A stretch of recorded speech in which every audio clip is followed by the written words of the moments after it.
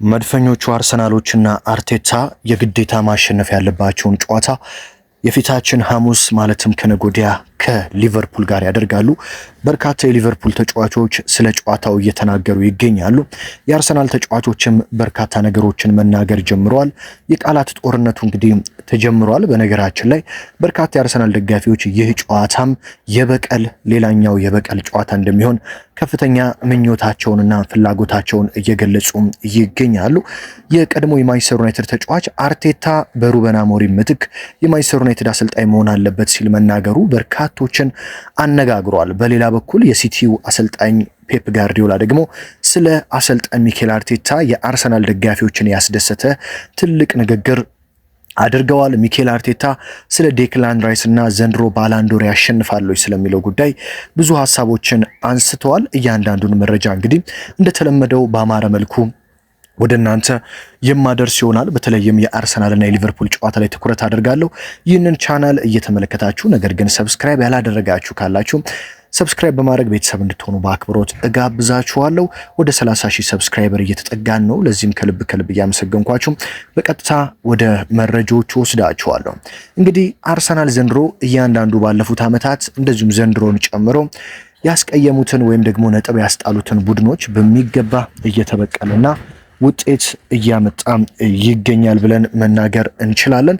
ለአብነትም እንደ ኒውካስትል፣ እንደ ኤቨርተን፣ እንደ ብራይተን፣ እንደ አስቶን ቪላ ያሉ ቡድኖችን ማንሳት ይቻላል። ባለፉት ዓመታት ከዋንጫ ጉዞ ሲያደናቅፉትና ነጥብ ሲያስጥሉት የነበሩትን ቡድኖች በሙሉ ዘንድሮ አርሰናል በሜዳውም ከሜዳው ውጪ እየሄደ ድል ማድረግ ችሏል። በተለይ የኒውካስትልና የአስቶን ቪላ እንደዚሁም የቦርንማውዙ ድል በብዙዎች ዘንድ በከፍተኛ ሁኔታ የሚነሳ ነው።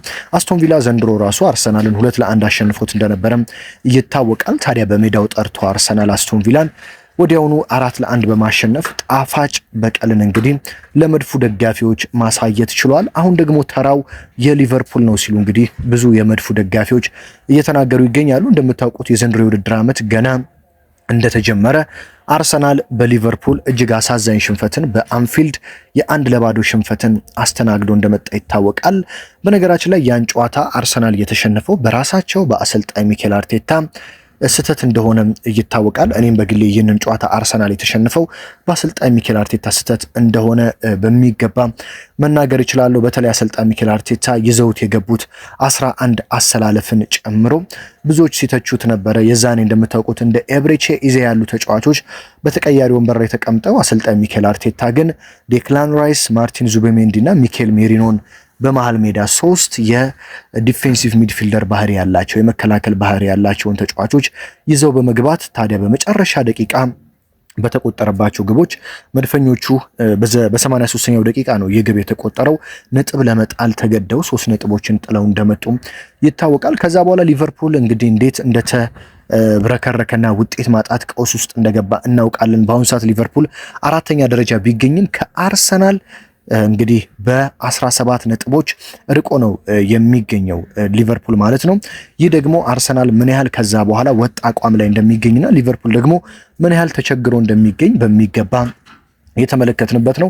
ለዚህ ነው አርሰናል ልክ እንደ አስቶን ቪላው ሁሉ ሽንፈቱን ለመበቀል ትክክለኛው ጊዜ ነው የሚባለው። በኤምሬትስ አንድም ሽንፈት አርሰናል አላስተናገደም በዘንድሮው የውድድር ዓመት። ስለዚህ አሁንም ደግሞ ከሊቨርፑል ጋር በኤምሬት ነው ይህንን ጨዋታ የሚያደርገው።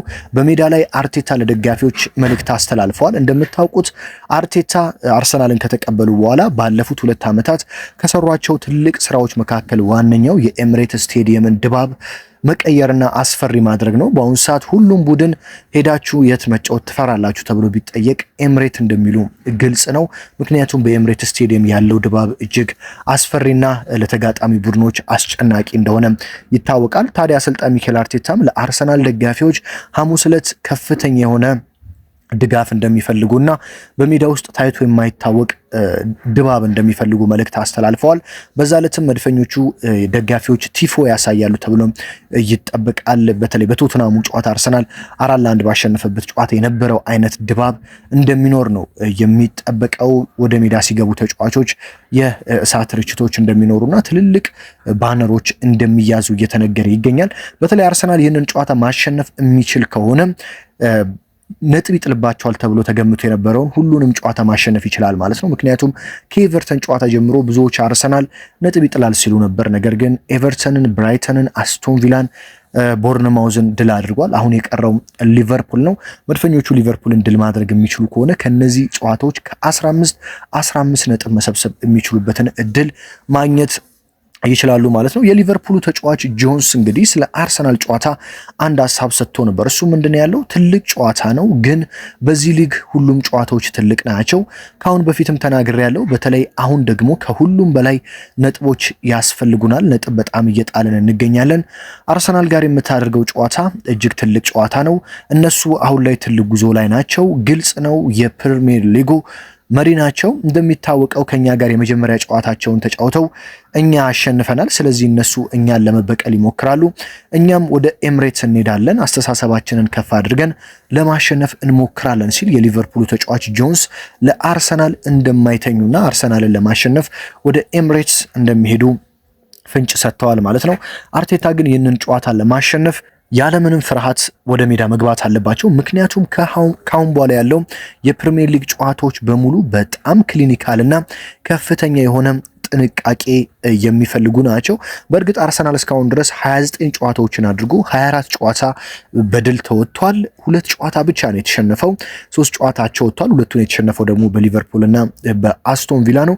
ካሁን በኋላ ያሉ ወራቶች ምንም አይነት ስህተት የማይሰራባቸውና ለስህተት ምንም ቦታ የሌላቸው በጣም በጥንቃቄ መጓዝ ያለባችሁ ሰዓት ላይ ነው የምንገኘው በፕሪሚየር ሊጉ። በተለየ ደግሞ በቀጣዮቹ 2 ወራት አርሰናል በጣም ጠንቃቃ መሆንና ከእያንዳንዱ ጨዋታ ነጥቦችን መውሰድ አለበት። በዚህ ወር በጃንዋሪ ወር ከዚህ በኋላ አርሰናል በሁሉም ውድድር 8 ጨዋታ ያደርጋል። 4 ወሳኝ የፕሪሚየር ሊግ ጨዋታዎችን፣ 2 የመጨረሻ ዙር የሻምፒዮንስ ሊግ ጨዋታዎችን እንደዚሁም ደግሞ 1 የካራቦ ካፕ የግማሽ ፍጻሜ ጨዋታና 1 ደግሞ የሶስተኛ ዙር የኤፍኤ ካፕ ጨዋታ በድምሩ 8 ጨዋታዎች አርሰናል ያደርጋል። ስለዚህ ለእያንዳንዱ ጨዋታ ትኩረት ማድረግ አለበት። ለምሳሌ ሐሙስ ዕለት ከሊቨርፑል ጋር ሲጫወት ሙሉ ቲሙን እንደዚሁም ወሳኝ የሚባሉ ተጫዋቾችን አርቴታ መጠቀም አለበት። ከዛ በመቀጠል የኤፍኤ ካፕ ጨዋታ ነው ያለው። ሶስተኛ ዙር ነው ከፖርትስ ማውስ ከሚባል ቡድን ጋር ነው። በዚህ ደግሞ አሰልጣኝ ሚኬል አርቴታ የቡድኑን ተጫዋቾች በደንብ ረፍት የሚሰጥበትና ተቀያሪ ተጫዋቾች ገብተው የሚጫወቱበት ጨዋታ ነው የሚሆነው። በመቀጠል ደግሞ በግማሽ ፍጻሜ ቼልሲን ይገጥማል በካራቦ ካፕ በስታንፎርድ ብሪጅ ስቴዲየም ማለት ነው። ስለዚህ በዚህ ጨዋታ ደግሞ አርቴታ ሙሉ ቡድኑን ይጠቀማል። በመቀጠል በፕሪሚየር ሊጉ ከኖቲንግሃም ጋር እንደዚሁም ደግሞ ከማንቸስተር ዩናይትድ እና ከሊድስ ጋር በሚያደርገው ጨዋታ ሙሉ ቡድኑን በሚገባ ይጠቀማል። በመሃል ደግሞ ከኢንተር ሚላን እና ከካይራት አልማይቲ ጋር በሻምፒዮንስ ሊጉ የመጨረሻ ዙር ጨዋታዎችን ሲያደርግ ተጫዋቾቹን እረፍት የሚሰጥበት በተለይ በሻምፒዮንስ ሊጉ ከካይራት አልማይቲ ጋር የሚያደርገውን የመጨረሻ ጨዋታ ወሳኝ ተጫዋቾቹን የሚያሳርፍበት ይሆናል። ስለዚህ አርቴታ በእነዚህ ጨዋታዎች ለዋና ተጫዋቾች እረፍት እየሰጡ በአስፈላጊ ጨዋታዎች ደግሞ ዋና ቡድኑን እየተጠቀሙ ውጤት በማምጣት የጃንዋሪን ወር በሚገባ ነጥብ መሰብሰብ ያለባቸው ጊዜ ነው። በነገራችን ላይ አርቴታ በሲቲው አሰልጣኝ ፔፕ ጋርዲዮላ ተሞካሽተዋል። ጋዜጠኛው እንግዲህ ሚኬል አርቴታ በአሁኑ ሰዓት በዓለም ላይ ከሚገኙ አሰልጣኞች ውስጥ ከ3ቱ ምርጥ አሰልጣኝ መካከል አንዱ ነው ብለህ ታስባለህ ወይ ሲል ለፔፕ ጋርዲዮላ ጠይቆት ነበረ። ፔፕ ጋርዲዮላ መልሴ አዎ ነው፣ እሱ ዓለም ላይ ከሚገኙ አሰልጣኞች ከምርጦቹ አንዱ ነው። ሚኬል አርቴታ የአርሰናል አሰልጣኝ ሆኖ ከአርሰናል ጋር ስራውን ሲጀምር የመጀመሪያው ሲዝን ለሱ ፈታኝና እጅግ ከባድ ነበር። እሱ ግን ጫናዎችን ተቋቁሞ ቡድኑን ዛሬ ለደረሰበት ደረጃ እንዲቀመጥ ብዙ ነገሮችን ለውጧል። አሰልጣኝነት ከባድ ስራ ነው። ቡድንህ ባለድል ሲሆን ጣት አይቀሰርብህም። ቡድንህ ውጤት ሲያጣ ትችቶች ሁሉ ወደ አንተ ይመጣሉ። ምናልባትም ከስራህ አልፈው ወደ ቤተሰብህ ህይወት ድረስ ዘልቀው ገብተው ይተቹሃል። ይህ የስራው አንድ አካል ነው። እኔ ለብዙ ሰዎች አርሰናልን እንዴት ከችግር አውጥቶ የዋንጫ ተፎካካሪ እንዳደረገውና በአርሰናል ቤት ስለሰራው ስራ ሚኬል አርቴታን እንደ ትልቅ ምሳሌ አድርጌ ብዙ ጊዜ ለሰዎች እናገራለሁ። ሚኬል በአንድ ጀንበር አርሰናልን አልለወጠውም። በጊዜ ሂደት ግን ቡድኑን በሚገርም ሁኔታ በሁሉም ረገድ ለውጦታል። አስታውሳለሁ የመጀመሪያዎቹ ቆይታዎቹ እጅግ አስቸጋሪ ነበሩ። ሰዎች እሱን መቃወም ጀመሩ። በብቃቱ ላይ ጥርጣሬ ይነሳ ነበርም። እሱ ግን ምን መስራት እንዳለበትና ቡድኑን እንዴት መለወጥ እንደሚችል ያውቅ ነበር። ለትችቶቹ ጆሮ አይሰጥም ነበር። ለተቺዎቹ ሂደቱን እመኑ ብቻ ነበር የሚለው። ትረስት ዘ ፕሮሰስ ማለት ነው። ምናልባትም የአርሰናል ጠንካራ አመራሮች በሚሰነዘረው ትችት ሳይረበሹ በሚካኤል ብቃት አምነው ጊዜ መስጠት መቻላቸው ሊያስመዘግናቸው ይገባል። ይህ ለብዙ ክለቦች ምሳሌ መሆን የሚችል ነው። አሁን እሱና ቡድኑ የጥንካሬ ጫፍ ላይ ተቀምጠዋል። እኔም አሁን ያለኝ አስተያየት ይህ ነው። እሱ ከዚህ ቡድን ጋር ብዙ ትልልቅ ስኬቶችን ይጎናጸፋል፣ ስኬቶችን ያሳካል። እሱ ከፍተኛ አሰልጣኝ ነው። እኔ እርሱን ለበርካታ ዓመታት በደንብ አውቀዋለሁ።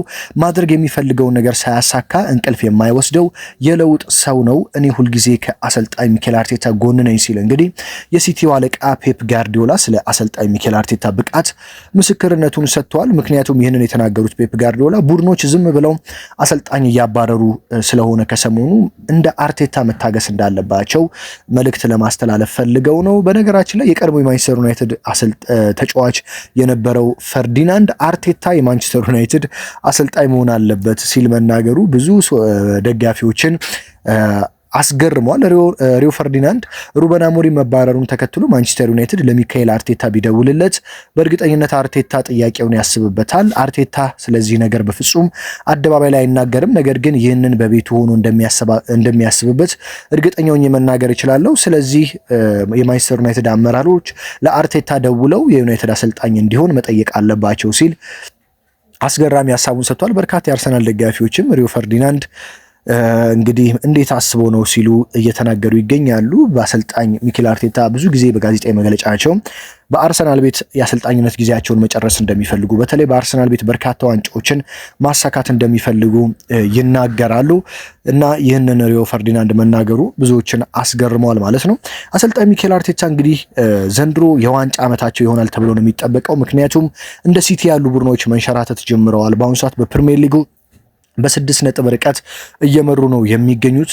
በተለይ ደግሞ ማንቸስተር ሲቲ ከባድ የተባሉ ጉዳቶችን በመጨረሻ ቀናት አስተናግዷል። በቼልሲው ጨዋታ በተለይ ጃስኮ ግቫርዲዮል እንግዲህ ጉዳት አስተናግዶ መውጣቱ ይታወቃል። ታዲያ የደረሰበት ጉዳት ዛሬ የወጣው መረጃ እንደሚያሳየው ቀዶ ጥገና እንደሚደረግለትና ከ5 እስከ 6 ወራት ከሜዳ እንደሚርቅ ነው። በዚህም እንግዲህ ሲቲ በአሁኑ ሰዓት በዝውውሩ ወጥቶ ተጫዋች እየፈለገ ይገኛል። ይህም ታዲያ ለሲቲ በጣም መጥፎ ዜና ነው። ምክንያቱም ከአሁን በኋላ ከባባድ ጨዋታዎች ያሉበት ሲቲ ከብራይተን በሜዳው ከተጫወተ በኋላ በተከታታይ ከዩናይትድ ከቶተናም እና ከሊቨርፑል ከሜዳው ውጪ በፕሪሚየር ሊጉ ይጫወታል። ስለዚህ ለሲቲ በጉዳት እነዚህን ጨዋታዎች በአንፊልድ በኦልትራፎርድ እና በቶተናም ሆትስፐር ስቴዲየም ማድረጉ ከባድ ነገር ይሆንበታል ተብሎ ይጠበቃል። በአርሰናል በኩል በርካታ ተጫዋቾች ከጉዳት ተመልሰዋል። አሰልጣኝ ሚኬል አርቴታ ግን በቦርንማውዝ እና በአስቶን ቪላው ጨዋታ የተጠቀሙትን አሰላለፍ መሀል ሜዳ ላይ ዴክላን ራይስን ብቻ ቀይረው ወደ ሜዳ ያስገባሉ ተብሎ ይጠበቃል። በተለይ የቦርንማውዙ አሰላለፍ በቀጣይ በሊቨርፑሉ ጨዋታም ይጠበቃል። እንደ ጋብሪኤል ጄሱስ እና ካይ ሃቨርት ያሉ ተጫዋቾች አሁንም በተቀያሪ ወንበር ላይ እንደሚቀመጡ ነው የሚጠበቀው ማለት ነው። ነገ ሮብ እንግዲህ ሲቲ በሜዳው በኢትሃድ ብራይተንን ይገጥማል። በነገራችን ላይ ብራይተንን ሲገጥም ማንቸስተር ሲቲ ያለ ግቫርዲዮልና ሩበን ዲያዝም የመኖሩ ጉዳይ አጠራጣሪ ነው። ስለዚህ እንደ አኬ ያሉ ተጫዋቾች በተከላካይ ስፍራ ይሰለፋሉ ተብሎ ይጠበቃል። ይህም ለሲቲ በጣም አሳሳቢው ዜና ነው። ብራይተን በተለይ የመጨረሻውን ጨዋታ ከበርንሌ ጋር 2-0 አሸንፎ ነው የመጣው። ስለዚህ ጨዋታው ለሲቲ በጣም ከባድ ይሆናል ተብሎ ይጠበቃል። ነገ እንግዲህ መድፈኞቹ ውጤት ተመልክተው ነው ሐሙስ ጨዋታቸውን የሚያደርጉት። ነገ ማንቸስተር ሲቲ በተለይ ነጥብ የሚጥል ከሆነ መድፈኞቹ ከ6 ወደ 9 ወይም ወደ 8 የነጥብ ልዩነቱን ለማስፋት ሊቨርፑልን ለማሸነፍ ከፍተኛ ተጋድሎ ያደርጋሉ ተብሎ ይጠበቃል። በነገራችን ላይ ቀጣዩ ምናልባትም የሚባረሩት አሰልጣኝ የሊቨርፑሉ አሰልጣኝ አርነ ስሎት ሊሆኑ እንደሚችሉ በርካቶች እየተናገሩ ይገኛሉ። ታማኝ የሚባሉ የመረጃ ምንጮች በተለይ ደግሞ በአርሰናል ሐሙስ ዕለት አርነ ስሎት የሚሸነፉ ከሆነ ልክ እንደ አሰልጣኝ ኤንዞ ማሬስካና እንደ አሰልጣኝ ሩበን አሞሪም የመባረር እጣ ፈንታ ሊገጥማቸው እንደሚችል ብዙዎች እየተናገሩ ይገኛሉ። እንደምታውቁት ከሰሞኑ እንግዲህ የቼልሲው አሰልጣኝ እንደዚሁም የዩናይትዱ አሰልጣኝ ሩበን አሞሪም ከስራቸው ተባረዋል። ቀጣዩ ደግሞ አርነ ስሎት ሊሆኑ እንደሚችሉ የተለያዩ የመረጃ ምንጮች ያሳያሉ። በተለይ በአርሰናል ከፍተኛ የሆነ ሽንፈት ማለትም በሰፊ የግብ ልዩነት የሚሸነፉ ከሆነ ሊቨርፑሎች አርነ ስሎትን ለማባረር ማሰብ እንደሚጀምሩና ልክ እንደ ቼልሲና ዩናይትድ እርምጃ ሊወስዱ እንደሚችሉ ይገመታል ማለት ነው። ስለዚህ መድፈኞቹ ቀጣይ የጃንዋሪ ወር 8ቱ ጨዋታዎች በጣም ወሳኝ ናቸው። በእርግጥ የሻምፒዮንስ ሊጉ ጨዋታዎች ያን ያህል ወሳኝ አይደሉም። ከኢንተር ሚላንና ከአልማይቲ ጋር የሚያደርጉት ለመርሃ ግብር ማሟያ እንጂ ቀጣይ ዙር መቀላቀላቸውን መድፈኞቹ አረጋግጠዋል። ስለዚህ የኤፍኤ ካፑም ጨዋታ ያን ያህል የሚያሳስብ ጨዋታ አይደለም። ስለዚህ አሳሳቢዎቹ የግማሽ ፍጻሜው የካራቦ ካፕ ጨዋታ ከቼልሲ ጋር በስታንፎርድ ብሪጅ የሚደረገው እንደዚሁም ደግሞ ከዩናይትድ ከሊድስ እና ከኖቲንጋም እንደዚሁም ከሊቨርፑል የሚደረጉት የፕሪሚየር ሊግ ጨዋታዎች ለአርሰናል አሳሳቢ ይሆናሉ ተብሎ ይጠበቃል። በተለይ መድፈኞቹ ዘንድሮ ከአንድ በላይ ዋንጫ ማሳካት ከፈለጉ በፕሪሚየር ሊጉ በካራቦ ካፑ በደንብ መፋለም አለባቸው። ሻምፒዮንስ ሊጉ ገና ስለሆነ ካራቦ ካፕ በተለይ ቼልሲ በአዲስ አሰልጣኝ ስር ነው የሚገጥሙት አርሰናሎች። ከስትራስቡርግ የመጣው እንግዲህ አዲሱ አሰልጣኝ በቼልሲ ቤት 6 ዓመታት ኮንትራት ፈርመዋል መድፈኞቹ። ስለዚህ ይህንን ጨዋታ በማሸነፍ ወደ ቀጣይ ዙር እና ወደ ፍጻሜው አልፈው ዋንጫ ለማሳካት የግማሽ ፍጻሜውንና ሌሎች የፕሪሚየር ሊግ ጨዋታዎችን በጃንዋሪ በከፍተኛ ትኩረት ያደርጋሉ ተብሎም ይጠበቃል ማለት ነው። እንደ ዴክላን ራይስ ያሉ ተጫዋቾች ደግሞ ባላንዶር ለማሸነፍ ዘንድሮ ዋንጫ ያስፈልጋቸዋል። አሰልጣኝ ሚኬል አርቴታም ባላንዶር ራይስ እንዲያሸንፍ ከፈለግን ዋንጫዎችን ማምጣት አለብን ሲሉ በግልጽ ተናግረዋል። ትክክለኛ ሀሳብ ነው የሰጡት። ስለዚህ እንደ ራይስ ያሉ ተጫዋቾች ምርጥ ዓመት እያሳለፉ ነው። እነዚህ ተጫዋቾች ግን ባላንዶርን የመሰሉና የግል የተጫዋቾችን ክብር እንዲያሳኩ መድፈኞቹ ዋንጫ ያስፈልጋቸዋል። ዲክላን ራይስም ለዚህ ነው ሐሙስ ለማሸነፍ እንጋደላለን፣ ይህንን ጨዋታ ማሸነፍ ማለት የፍጻሜ ጨዋታ እንደማሸነፍ ነው ሲል የተናገረው። ስለዚህም እንደ ዴክላን ራይስ እንደ ጋብሪኤል ማጋሊሽ ያሉ ተጫዋቾች ሐሙሱ ጨዋታም ልዩነት ፈጣሪ ይሆናሉ ተብሎ ይጠበቃል። በቀጣይ እንግዲህ አሰልጣኝ ሚኬል አርቴታ የሚሰጡትን መግለጫ ደግሞ በሙሉ እንዲሁም የተጫዋቾችን አሰላለፍ ጉዳት እሳቸው የሚያወጡትን መረጃ ተከትሎ በቀጣይ መረጃ ወደ እናንተ የማደርስ ይሆናል። ሀገር ውስጥ ከባህር ማዶ ናችሁ በየዕለቱ መረጃዎችን የምትከታተሉ ውድ አድማጭ ተመልካቾቼ ከልብ ላመሰግናችሁ ወዳለሁ። በዚህኛው በዋናኛው ቻናሌ እና በሁለተኛውም ቻናሌ በየዕለቱ መረጃዎች እየደረሱ ነው። ሰብስክራይብ እየተደረገ ነው፣ እየታየ ነው። ከልብ አመሰግናለሁ። በሌላ ጥንክር በሌላ ወሳኝ መረጃ እስከምንገናኝ ታዲያ በያላችሁበት ሁሉ ሰላም ተመኘሁላችሁ።